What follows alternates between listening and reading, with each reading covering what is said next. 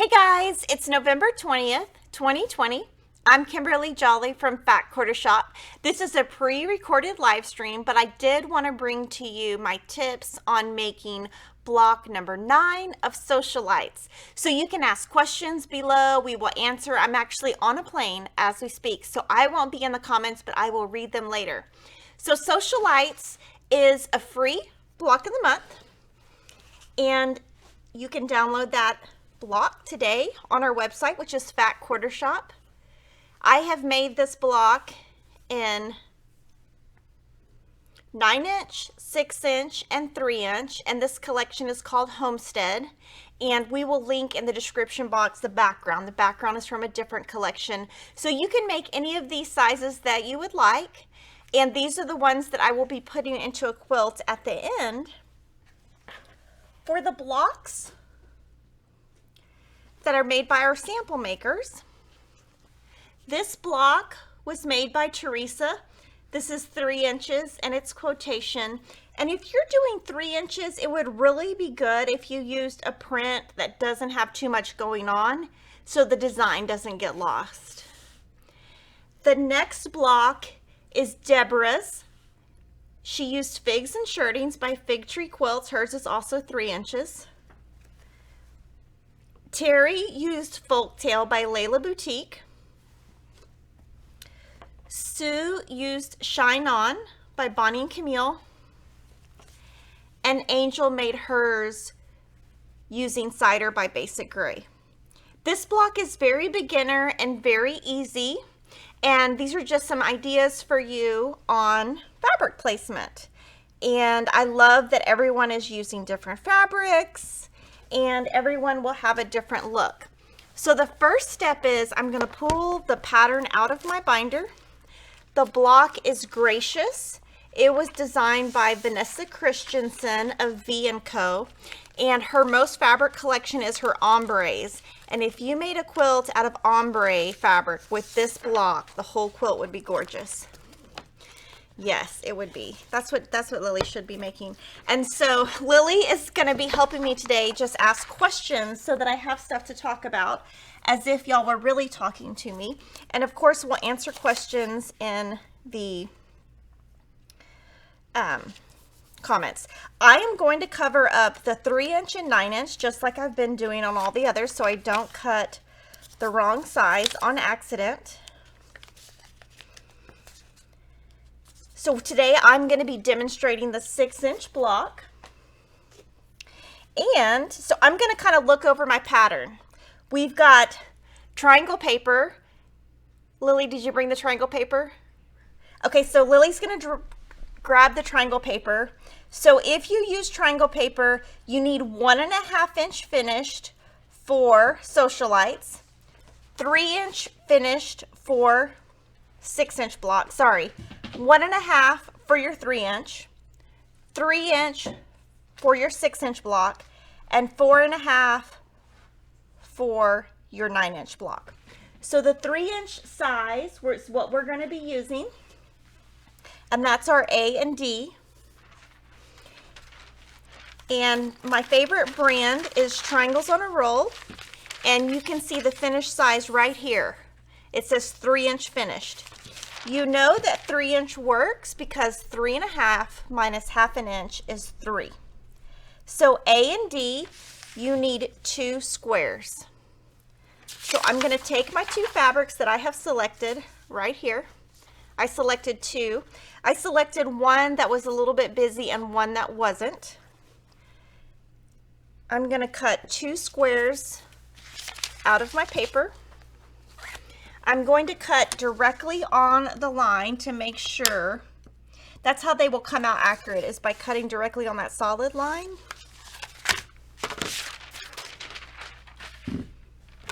And I will cut this one off, and then I will save this one.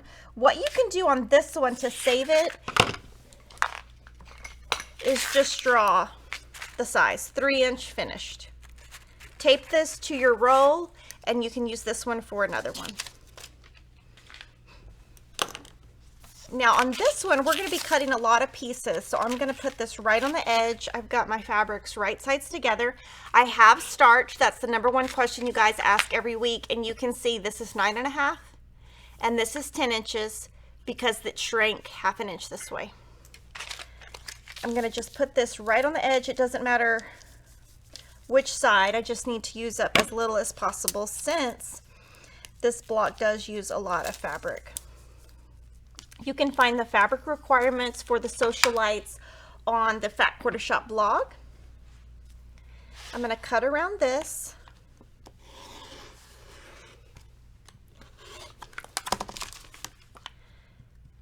And I'm going to set this aside. And these are my A and D, so I'm actually going to just write that on my triangle paper so I can remember that that is what that is. The other pieces are cut exactly the same. B and C and E and F are the same.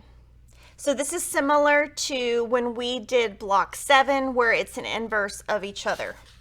So we need to cut 4 2.5 and 4 1.5 from each square. So I'm going to cut,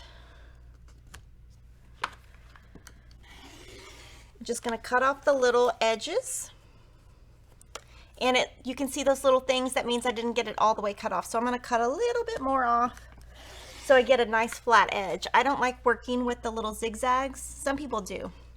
So I'm going to cut 2.5.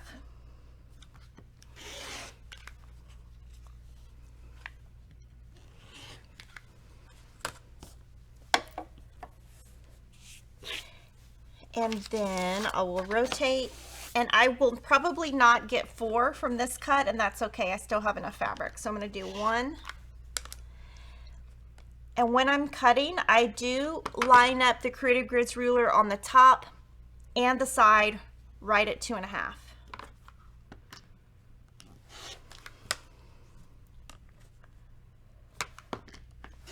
And then I have this left. I'm going to make this a 1.5 inch square because I don't have enough to do a 2.5.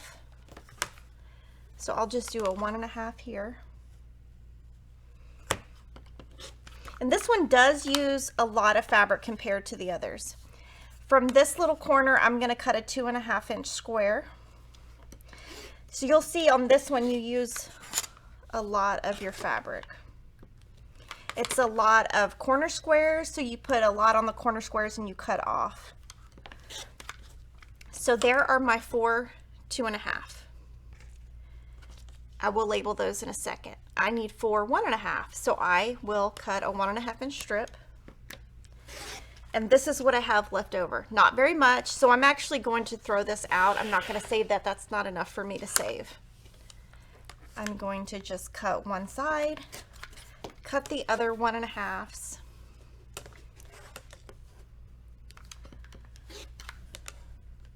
Two.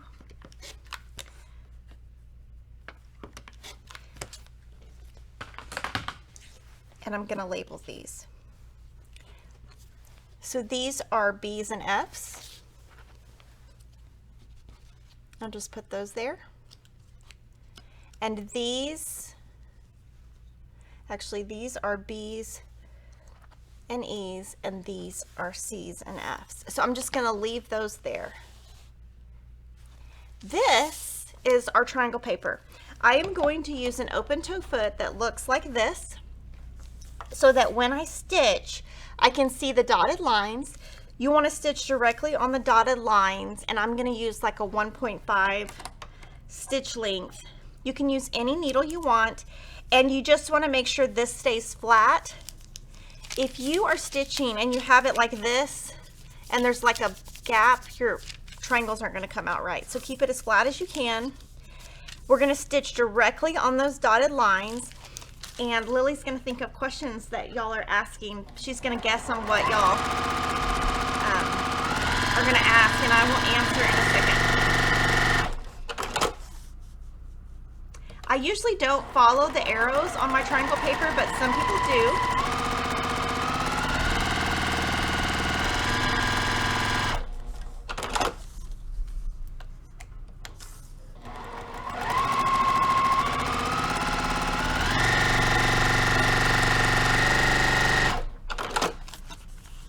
you remind us what stitch length you're using? Yes.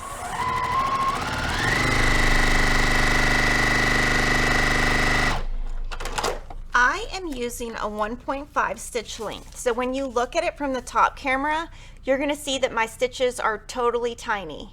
Can you show the top camera? There we go. Okay. Really, really tiny, so you can hardly see them. And the reason we're doing it is so the paper will come off. Now I'm going to cut around the edge. When I find my rotary cutter, I am. Oh, I found it. I'm going to cut around the outside. It's very important to cut exactly on that straight line for accurate results. If you don't cut accurately, you will not have correct half square triangles. And question, when you were stitching, does it matter if you're following the arrows on the triangle paper? No, it doesn't matter. As long as you stitch on the dotted line, if you get too far off the dotted line, you might want to redo it because it's not going to come out accurate. So the most important thing with any triangle paper is to stitch directly on the dotted line, cut directly on the solid lines for accurate results. When you cut this diagonal, it doesn't have to be exact because this is your seam allowance. And I'm going to show you how I pull my paper off. There's different ways. You can either just pull it off just like this. That's one way. Another way is you can fold it and then pull off. If you're pulling and your paper's not coming right off, then that means your stitch length is not short enough and that you will want to next time do it shorter. Other people will iron on this with no steam and then pull the paper off. All right, question. Is it true that Kevin helps with this at home? Oh my gosh, he does, and so do all my children. And they get little certificates that they can redeem. Even Kevin? No, he doesn't get certificates. He gets nothing. He gets his paycheck from work. That's what he gets. Nice. So when I'm ironing, I'm going to iron this flat. Set my seam. That's what that means. Setting your seam. Press to one side. This entire block is pressed open.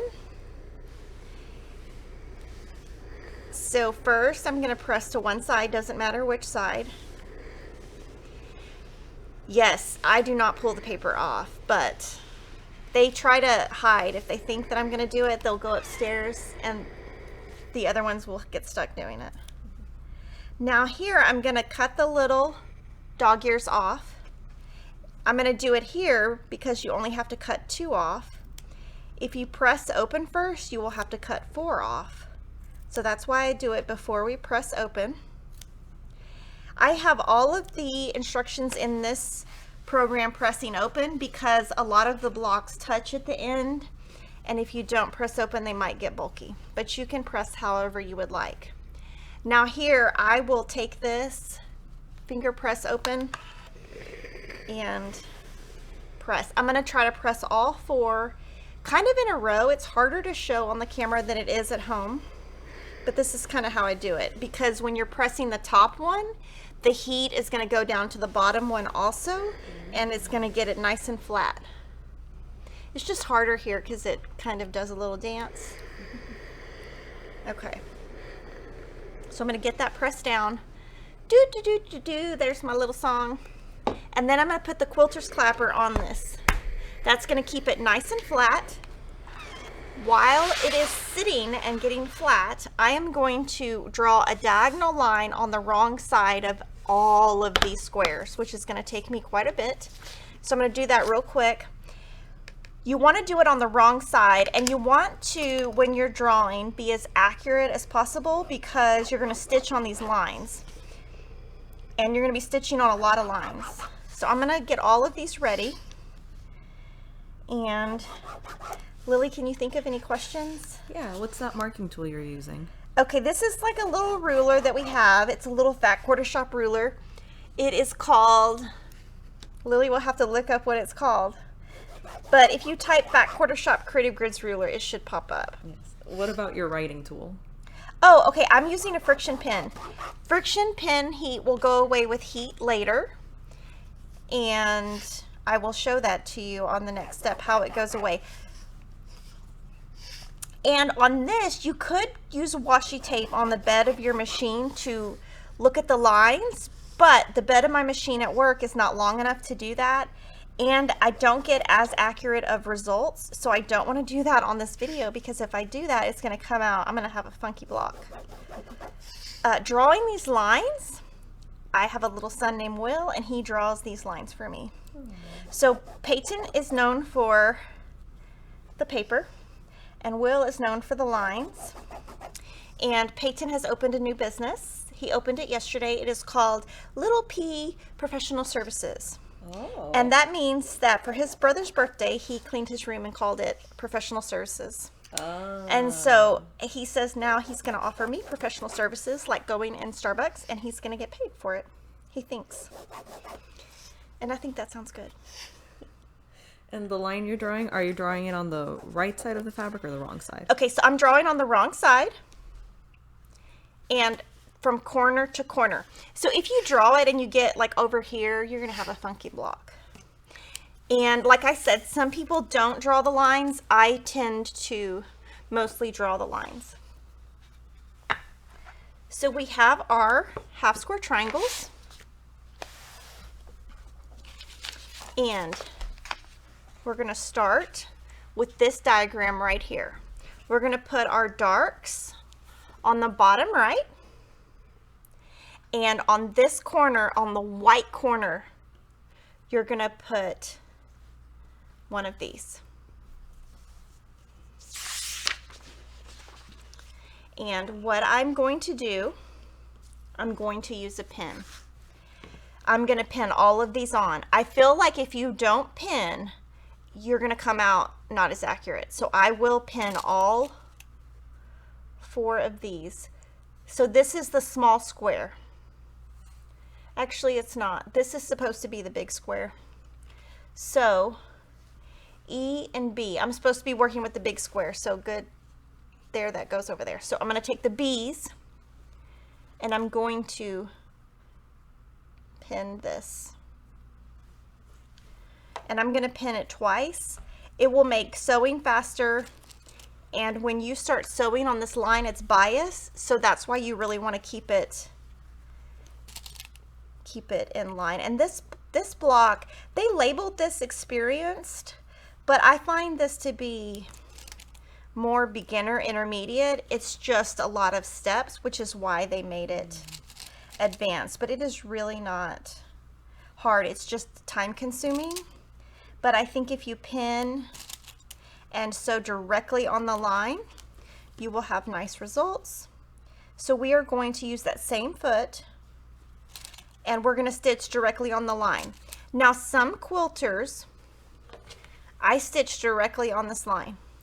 Some quilters will stitch a little bit to the right of the line, but I don't find that works for me. So I stitch directly on the line. And a lot of people have asked why I don't do that, and it just doesn't work for me, so I can't really speak to it too much. I'm gonna move my stitch length to a 2.0, and I'm gonna really sew like I do at home.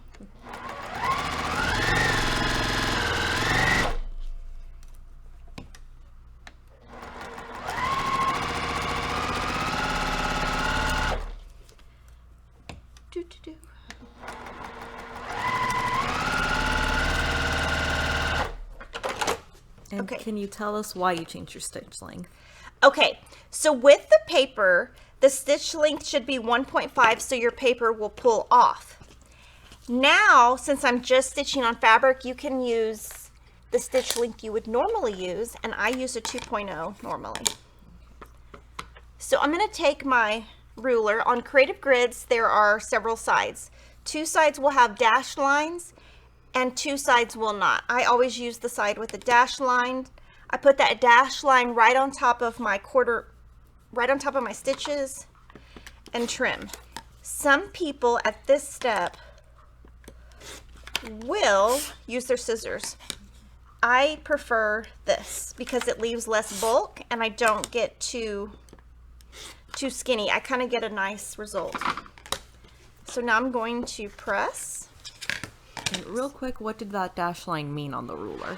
Okay, the dash line is the 1/4 inch line. So I just want a 1/4 inch seam back here. So you can see that the friction pin, the ink went away. I need to make sure these go away from my iron or the ink will come off and I will have to draw those again, and that would not be funny. So now I'm going to press to one side, and you'll notice that I'm pressing slow. I'm not jerking my iron. Nice and slow, one side. Then we will press open and keep building. These are the foundation of your block. We're just adding corner squares 4 times. So you're starting with the half square triangle and you're building out. Okay, so now I'm gonna flip over. I'm gonna let it sit a little bit because it's hot. And then I'm gonna try to do the same thing, build with my iron. So 1, 2, I don't know, when I quilt at home I count, so since y'all aren't here to ask me questions, I'm gonna count 3, 4, and when I'm pressing open, I'm gonna show you the front. When you look at the front, you want it to be flat. You don't want it to be like that. Some people press like that, it drives me crazy. Press flat. So from here, I will put my clapper on one corner, let it sit a little bit, and then we're gonna add B, which is the 2.5 inch white. So now we're gonna add the big squares to the opposite side. So you're always just doing opposing colors. So now I'm gonna pin the white to the orange side and do the same thing. Do you have any questions, Lily? Yeah, what's Okay, the good. fabric collection you're using for this block right now? Okay, I'm using All Hallows Eve by Fig Tree Quilts. I am making the 6-inch blocks, and I'm going to turn these into a table runner, and then when I'm done with that, I will use a different collection to show you guys, and I'll do a different size. So I've been doing 6-inch, but I will do 9-inch and 3-inch also throughout the program, just to kind of change it up. And when I am pinning, I am trying to make sure that both sides are lined up, that it's not like that. See how that's like a little bit over the orange? You don't want it like that. You want it to really be lined up. And then I'm going to stitch directly on that line, and we will be 25% done. And when I sew, I really do sew this fast. I do not cut in between. That's called chain piecing.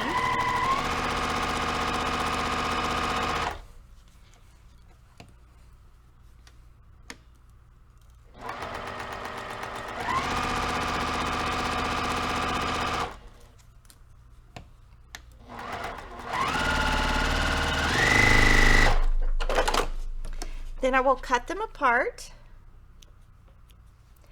Now, one thing that I used to do when I first started is I used to stack like this and cut. I don't recommend it because I have chopped my seams too small doing that. So I tend to do them individually. But if you want to save time, you can try that. Just be careful. I don't have good results when I do that. And I am going to show you a little trick real quick. So right here, if you are somebody who likes to save these fabrics, this is what you can do. You can sew 1/4 inch away from this edge, and you're going to get some tiny half square triangles that you can save. I'll just sew them real quick. I'm not going to do the other sides, those will be too small.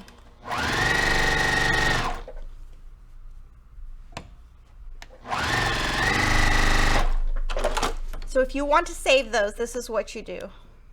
But we don't really need these for the block. I'm just showing you. So now we're going to go and press this. Do you ever use leaders and enders when you're sewing? What did you say? Sorry. Leaders and enders, do you ever use them while you're sewing? Okay, I don't, because I find that the Juki TL 2010Q does not need it, because it does not leave long tails. So I don't feel like it start and stops. Some machines you do need it. It's kind of a personal thing. So a leader and an ender is like a scrap of fabric that you put on at first, and it keeps your threads neat. But I don't feel like I need it. So I'm gonna just iron, trying to keep my seams flat.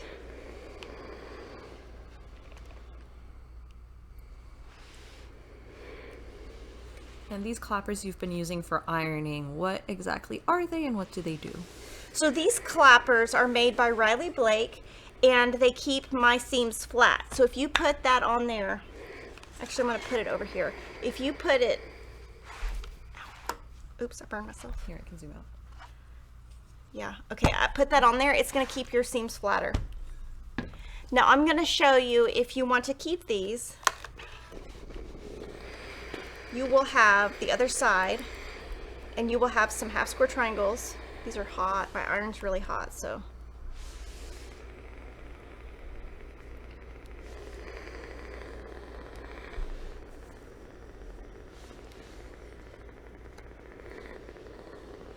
So you could save this for another block. You could do whatever you want with it. We don't need it for this block, but that is something that you can do when you cut off flying geese or corner squares. Just a little tidbit, just a little tip. I'll just put these in my little scrap bucket, and we'll see if we use them again sometime, but they're not needed. So now we're going to come back, go to page 2 of our pattern, and we're using our smaller squares now. And this time, to save time, I can do both at the same time. The reason why is when you put this on the edge, this seam is not in this seam. When you did it before, it was in the seam. So this time you can actually do all 4 corners at one time to save time, so you don't have to stop and iron in between. So first I'll just place these on, and again, white on orange, orange on white, and then I'm going to pin, then we will sew, and then the block will be almost done. So on this one, I think I only need like 1 pin because this is pretty small. And again, just try to line up each one on the edge.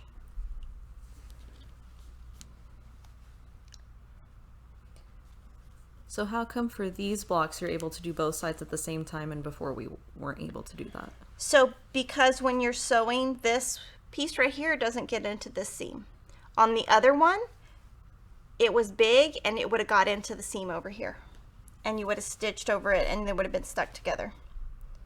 So because these are just so much smaller, it works. The other one wouldn't work. And whenever I'm sewing, it doesn't matter what I'm doing, I'm trying to think of how to get done as quick as possible so I can move on to the next thing, because the faster I am, the more I can do. So, and I'm always adding to what I'm doing, so I can make more and more and more. So I'll just chain piece 4 together, clip them apart, and then chain piece the other side. And you don't have to do the same, like you don't have to do all the white at one time and all the orange at one time. You can do any color because it doesn't matter.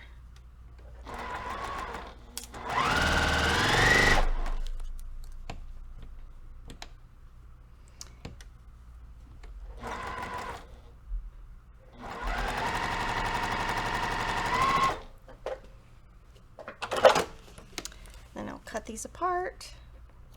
And these have our brand new scissor IDs, and it says thread, so that I don't use them with paper or get them unsharp.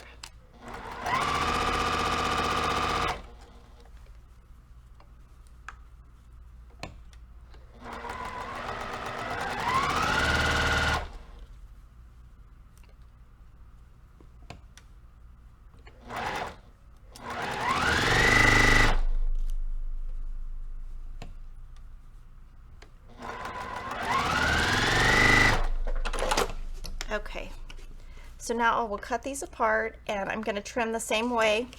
You can use scissors or stack if you would like. I tend to do these one at a time, and I'm just cutting a 1/4 inch away from my stitched line using the dashed lines on my ruler. I don't like to have a lot of bulk, so if you do it with a scissor, you might have a little bit of bulk back here because you might not cut off enough, or you might cut off too much. So that is why I use a rotary cutter instead of scissors, especially on a block this small. And if you're doing the 3-inch, you kind of have to, because everything will touch on the back of your 3-inch. I can show you. See, all of your seams touch. So if you don't cut with a 1/4 inch, if you don't cut with a rotary cutter, you might have a big old nest on the back. And what kind of thread are you using today to stitch? So I'm using Aurifil Color 2000 50 weight. It's my favorite. Now on these, I would not stitch because that's what you would get, and that's too small. So I would throw these away for sure. There's nothing you can do with those to salvage those. So yes, I use Aurifil 50 weight color 2000 on 99% of my quilts. I hardly ever change it. It works great with Lori Holt fabrics, Bonnie Camille, and Fig Tree, which is mainly what I sew with. So I'm going to set the seams. Again, setting the seams locks your stitches, so when you press to one side or press open, it will lie flatter and it will have less resistance. So I just take my time doing that. Then I will press to one side and then I will press open.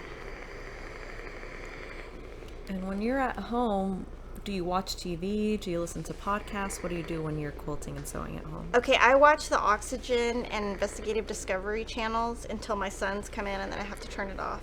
I watch that. I'll watch Netflix, anything true crime, anything a documentary, true crime, anything that's crazy. And then Kevin will come in and say, "Are you gonna kill me?" And I'm like, "No, get out." No, get out. And then sometimes we have a battle of the TV volumes because his office is next to mine. So if it's too loud, he'll just keep turning his TV up, and then I just keep turning my TV up until we compromise on a volume.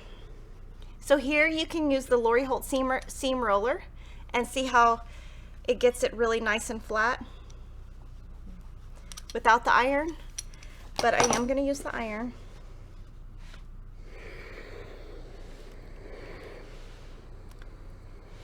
And sometimes I'll look at the front and just make sure I don't have any puckers. And then I'm going to, on this side, just put my little clapper. It's just hard to see. I can't get the iron too close to the machine or I'll burn it. Or burn my, every time I do that, I burn my fingers. So we're gonna just not burn ourselves today. Play the, how many times can we not burn ourselves and not get the seam ripper out? That would be great.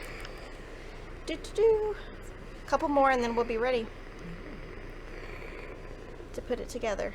This one will have a lot of seams to match up when you're putting it together. Okay, so I'm going to put this on the side with my clapper. The clapper is made out of maple, I believe, and if you want to make your own, you can buy some maple wood, I think, at Home Depot. That's what some people in Kimberly Stitch Squad, which is my Facebook group, are doing. These are out of stock until December, but we do have the Sew Steady in stock. They have one too. So you can see that I have two going. And I like them to stay about a minute. When I'm filming, I don't leave them as much, but I do, it really does help. And I never used these before, about 4 years ago, 3 years ago, 2 years ago, whenever they came out. But now I always use them, especially if you're pressing open, because it gets it nice and flat. I don't want my press open to not be flat. So now, okay, I see a little pucker right here. Okay, look. Okay, do you see how that white is over there? It needs to be flat. It's clipped over. If it's not flat, it's gonna pucker on the front. So I'm gonna make that flat. My iron is super hot today, so I gotta be careful. So now I'm going to put my pattern where you guys can see it. And you can see you've got the colored in the center, opposing, so you can do that. And then white in the center. So you can do, so this is like orange, white, and then white, white, orange, orange. So that's one way you can do it. You could change it and you could do this, which would be kind of like pretty cool, kind of like that. Or you could do this. So that is what's great about this block, is you can do a lot of things with it. I am going to stay traditional and keep it the way that we have written the pattern. And it is this way, where you've got, these are opposite and these are opposite. So what I'll do is put these right sides together and stay, and right sides together. And here you have got to pin. I'm pretty sure we're going to be getting the seam ripper out. So right here, I'm going to put these two together, and I'm going to make sure that the seams, my orange and orange and my white and white touch. Right there, pin it. And I'm going to move to every single intersection, and we're going to hope that it comes out right. And I like to pin right in that intersection, and I will remove the pin right before I sew over it. And I pin straight up and down. Some people pin sideways. You can pin whichever way gives you the best results. So I'm going to pin there and pin here. Do the same thing here. I can't even imagine if I didn't pin what this would look like. It would probably just look like not a block. It would just look like a big mess, because I know my intersections would not meet up. And what the technique we did today is basically called square in a square. It's very similar to how you make flying geese and that kind of thing. So now I'm going to change the foot on my machine to be a 1/4 inch foot. This is what my 1/4 inch foot looks like. Every machine you buy should have a 1/4 inch foot that you can buy. Each brand is different. This is one that goes on the Juki, and it just, right there, it goes to your 1/4 inch. This one, the fabric will butt up to the 1/4 inch, which I like. Some of them just have a line. It kind of depends. So I just start stitching 1/4 inch foot, 2.0 stitch length, and just pull the pin out the last possible minute so it doesn't move.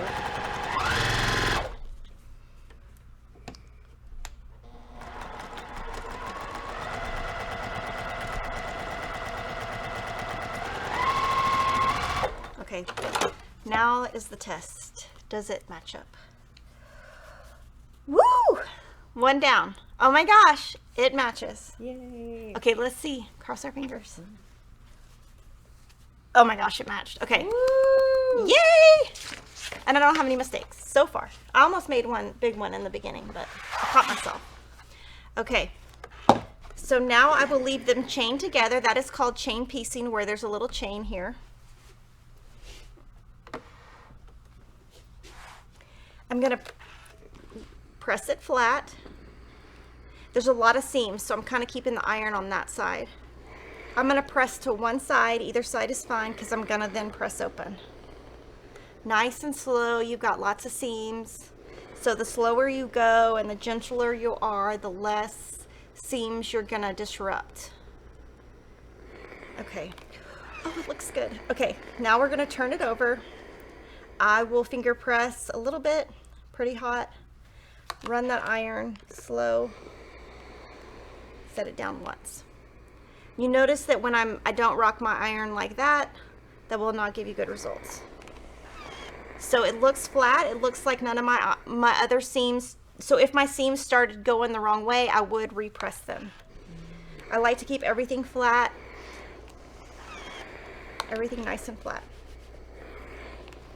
Okay. Let that sit a little bit. Question, out of curiosity, for an 80%er like me who might not have like ironed out that pucker earlier, do you think something like that would have quilted out later? No. I think you eventually would have seen it. Okay. I do think you would eventually see it, but most people wouldn't notice it. So somebody like me would see it, somebody like you probably wouldn't, and it wouldn't matter. Okay. So you should do whatever. So I will start here in the center. Now, if you're right here, These little stitches right here, if these are coming out right now, your stitch length is too big. So you can see my stitches are not coming out, so my stitch length is good. I'm gonna nest this, pin, and we're gonna pin every intersection and hope that it comes out.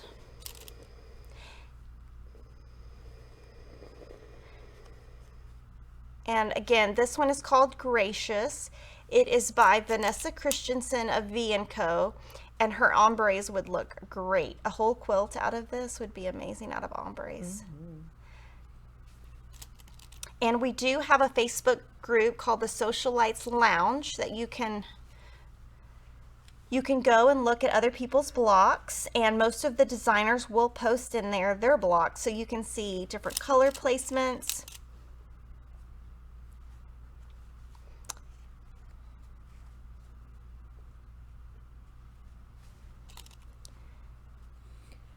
Quick question about bobbin thread.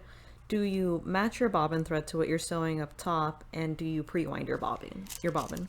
So I use the same exact thread as the top, but I pre-wind. I do about 20 bobbins at a time, or an entire spool at a time, so that I don't have to start and stop. But I use the same on the bottom. Some people will buy the pre-wound bobbins that are pre-wound. I don't like to do that because I feel like my tension gets off if the top and bottom thread does not match. But I'll spend like an hour winding bobbins.